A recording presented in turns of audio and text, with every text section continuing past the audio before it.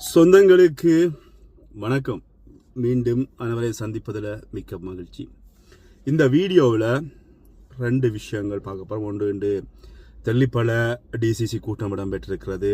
இதில் இடம்பெற்ற ஒரு அசம்பாவிதம், அதாவது கௌரவ பாராளுமன்ற உறுப்பினர் டாக்டர் ராமநாதன் அர்ச்சுனா அவர்கள் இந்த கூட்டத்தில் இனவாதிகளுக்கு அல்லது போலீசாரை சார்பாக பேசினார் அப்படின்னு சொல்லி ஒரு தகவல் ஒன்று ஒரு குறிப்பிட்ட ஒரு அரசியல்வாதியால் சமூக ஊடகத்தில் பகிரப்பட்டிருக்கிறது. சரி, இது சம்பந்தமாகவும் நேற்றைக்கு பார்த்தீங்கன்னா ஒரு சில கள்ளர்கள் எல்லாருமே கூடி ஊடக மீட்டிங் ஒன்று செய்திருக்கிறார்கள். இது சம்பந்தமாகவும் இந்த வீடியோவில் முற்றுமுழுதாக பார்க்கலாம்.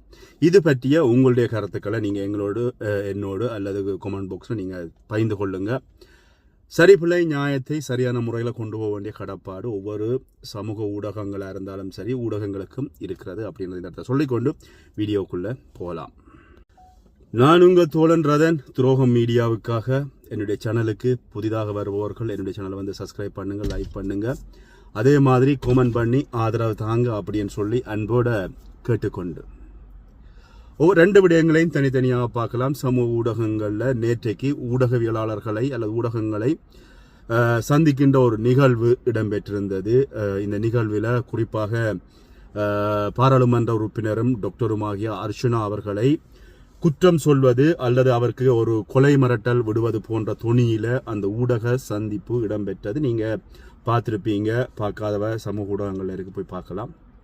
இந்த ஊடக சந்திப்பில் எனக்கு தெரியல, நான் ஊடகவியலாளர்கள் யாராவது பார்த்தா சொல்லுங்கள். ஒரு பொது வழியில் ஊடகவியலாளர்களை கூப்பிட்டு கௌரவ பாராளுமன்ற உறுப்பினர் டாக்டர் ராமநாதன் அர்ச்சுனா எங்களுடைய பகுதிக்கு அல்லது கிளிநொச்சி பகுதிக்கு அல்லது கிளிநொச்சி சந்தையில் வந்தால் அவருக்கு நடக்கிறதே வேறை அப்படி என்று சொல்வதற்கான அதிகாரத்தை ஊடகங்கள் ஏற்றுக்கொள்கிறதா எனக்கு தெரியல. ஆனால் உண்மையில் அப்படியான ஒரு ஊடகங்களில் வன்முறையை தூண்டுகின்ற மாதிரியான இவ்வாறான கருத்துக்களை ஊடகவியலாளர்கள் பரப்பக்கூடாது அப்படின்ற ஒரு விஷயம் ஊடகத்துறையில் இருக்குது. அது ஊடகத்துறையில் படித்த சகோதரர்களுக்கு தெரியும்.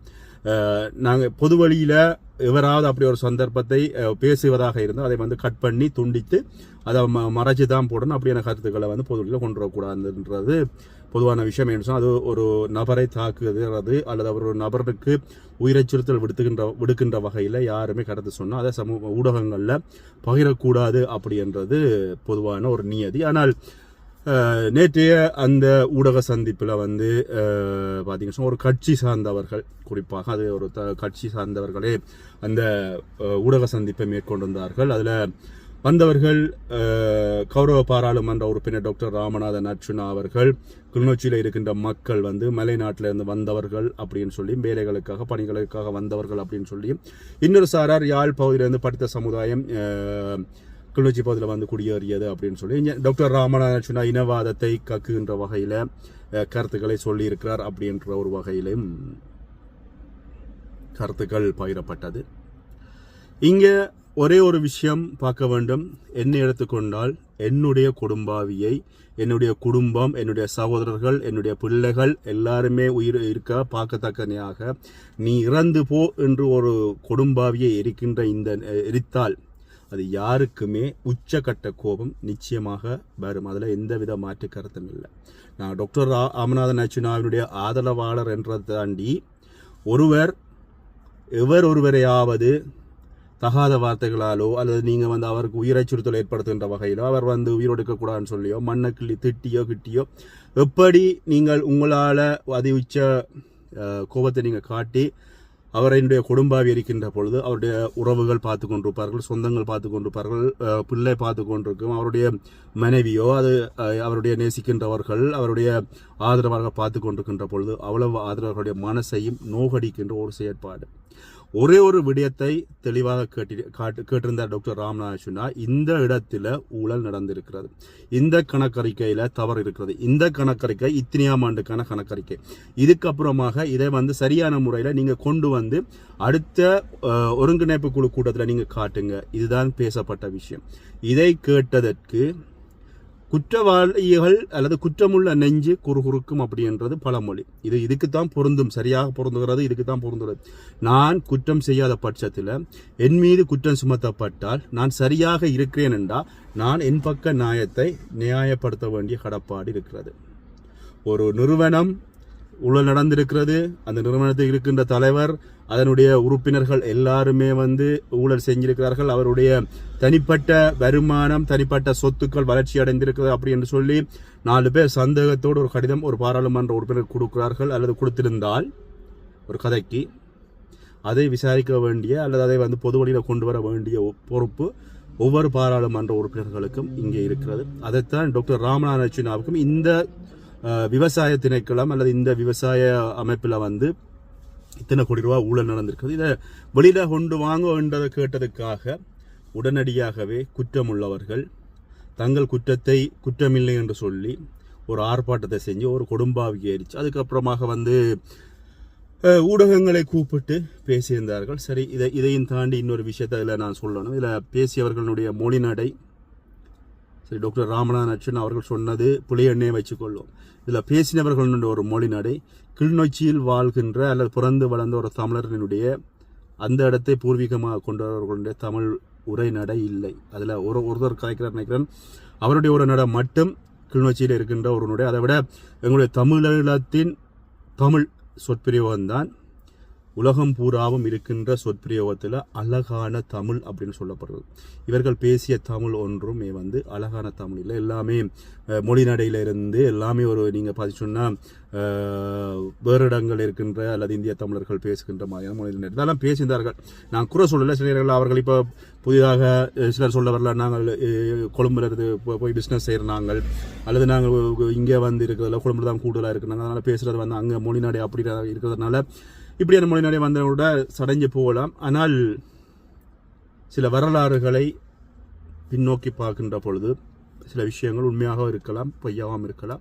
சரி, இந்த இடத்துல டாக்டர் ராமநாதன் அர்ச்சுனா அவர்கள் பேசிய தவறு அப்படின்ற பட்சத்தில் நீங்கள் அது எந்த அமைப்பாக இருந்தாலும் சரி உங்கள் பக்க நியாயங்களை எங்களுடைய கணக்குகள் கணக்கு அறிக்கைகள் இங்கே பாருங்க, நாங்கள் சரியான முறையில் வச்சுக்கிறோம் அப்படின்னு சொல்லி இப்போ டிசிசி கூட அபிவிருத்தி குழு கூட்டத்தில் கொண்டே காட்டி விட்டு அந்த இடத்துல உங்களுடைய கணக்கறிகள் சரியாக இருக்கின்ற பட்சத்தில் டாக்டர் அர்ச்சுனா அவர்களே இதை நீங்கள் வடிவாக பார்த்து விசாரிச்சு பொது வழியில் மன்னிப்பு கேட்கணும். இதுதான் ஒரு நியாயமான யதார்த்தமான ஒரு முடிவு. இதை விடுத்து எங்கள் பக்கம் பிள்ளைகளை வைத்துக்கொண்டு நாங்கள் பிள்ளைகளை இல்லை அப்படின்னு சொல்லி மக்களை ஏமாற்றுவதற்காக ஒரு சிலர் செய்கின்ற இவ்வாறான செயற்பாடுகள் உண்மையில் வேதனை அளிக்கின்ற ஒரு விஷயமாக இருக்கிறது. இது பற்றி நீங்கள் என்ன நினைக்கிறீங்கள் அப்படின்றதையும் இந்த ஊடகவியலாளர்கள் ஒரு சிலர் ஒரு சில ஊடகவியலாளர் சகோதரர்கள் அதை கட் பண்ணி எடிட் பண்ணி போட்டுக்கணும், அல்லது அந்த பொது வழியில் வச்சு நீங்கள் இவ்வாறு சமுதாயத்தில் சொல்கிறீங்க, நாளைக்கு அவருக்கு ஒரு உயிர் அச்சுறுத்தல் வந்தால் அதுக்கு நீங்கள் தான் பொறுப்பு அப்படி என்ற பொறுப்பு துறப்பை கேட்டிருக்கணும். கேட்காம விட்டது அது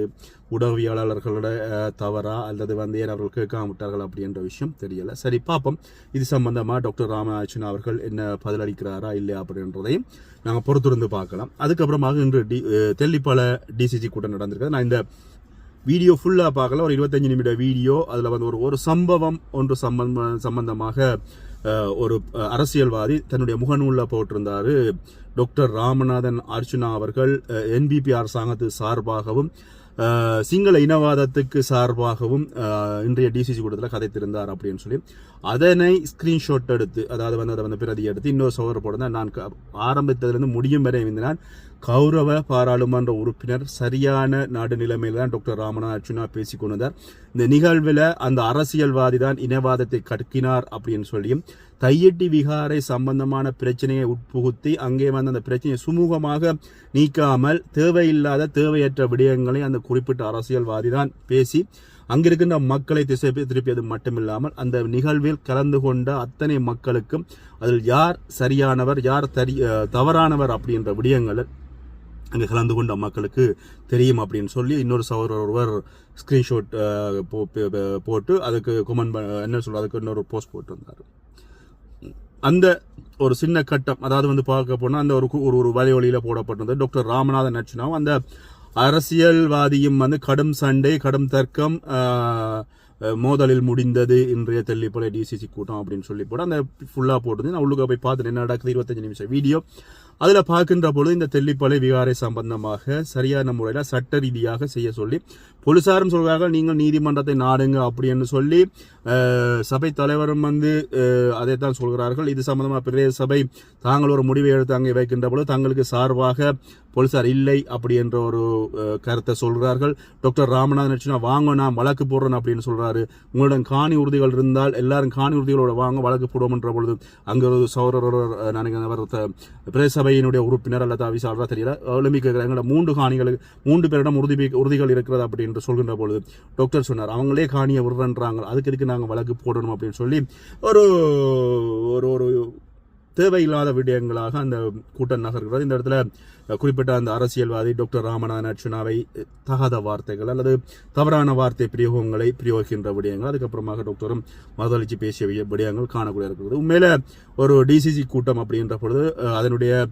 அந்த அபிவிருத்தி அந்த மாவட்டத்தினுடைய மாதாந்த அபிவிருத்தி வாராந்த அபிவிருத்தி அல்லது வருடாந்த அபிவிருத்தி சம்பந்தமாக பேச போகின்ற இடங்களில் இப்படி ஒரு சில குழப்பவாதிகள் அரசியல் இருக்கின்ற பொழுது அவர்கள் தேவையில்லாத விடயங்களை கதைக்கிறது. அதே மாதிரி இன்னொரு வயதான ஒருவரும் பார்த்தீங்கன்னா அந்த குறிப்பிட்ட அந்த அரசியல்வாதி சார்பாக எழுந்து நின்று அர்ச்சனா கிட்ட போயிட்டு அர்ச்சனாவை தாக்குவது மாதிரியான அர்ச்சனாவை நெருங்கி அவரோட முரணுக்கு போவது மாதிரியான விடயங்களும் அங்கே பேசுகின்ற ஒரு பேசு பொருளாக இருக்கிறது. ஆக மொத்தத்தில் இங்கே யாருமே தமிழ் மக்களுக்கு நல்லது நடக்கணும், நல்ல விடயங்கள் நடந்து தமிழர்கள் நிம்மதியான ஒரு வாழ்க்கை, நிம்மதியான ஒரு அபிவிருத்தி, அடுத்த சந்ததி என்ன செய்ய போகிறது, ஏற்கனவே யாழ்ப்பாணத்தில் எவ்வளவு பிரச்சனைகள் இருக்கிறது. இன்னமும் டாக்டர் ராமநாதன் இந்த வீடியோவில் சொன்னது போல இருக்கிற புண்ணை போட்டு சொறைகிறது போல தொடர்ச்சியாக இதையே பேசி கொண்டிருக்கிறார்கள். நாட்டில் சமுதாயம் எங்கேயோ போகிறது, படிப்பில்லை, போதவெசு சமுதாயம் உருவாகி கொண்டிருக்கிறது, படித்த சமுதாயத்தை பிள்ளைகளை கொலை செய்கின்ற நிலைமைகளில் சமுதாயம் போய் கொண்டிருக்கிறது. இவ்வாறானதை விட்டுத்து இன்னமும் இனவாத அரசியலை பேசிக்கொண்டு போகிறார்கள். இது எங்கே போய் முடியும் அப்படின்னு தெரியாது. ஆனால் அந்த நிகழ்வில் ஒரு விஷயம் பார்த்தேன், அந்த குறிப்பிட்ட இனவாத அரசியல் பேசி அந்த தமிழ் அரசியல்வாதிக்கு எதிராக டாக்டர் ராமநாதனா கருத்து வைக்கின்ற பொழுது அது டாக்டர் ராமநாதனாவுக்கு ஆதரவாக அங்கிருந்தவர்கள் கரகோஷம் கொடுத்தமையும் இந்த இடத்துல காணக்கூடிய இருக்கிறது. இந்த விடயங்கள் சம்பந்தமாக உங்களுடைய கருத்துக்களை என்னோடு பகிர்ந்து கொள்ளுங்கள். மீண்டும் இன்னொரு வீடியோவில் சந்திக்கிறேன். நன்றி.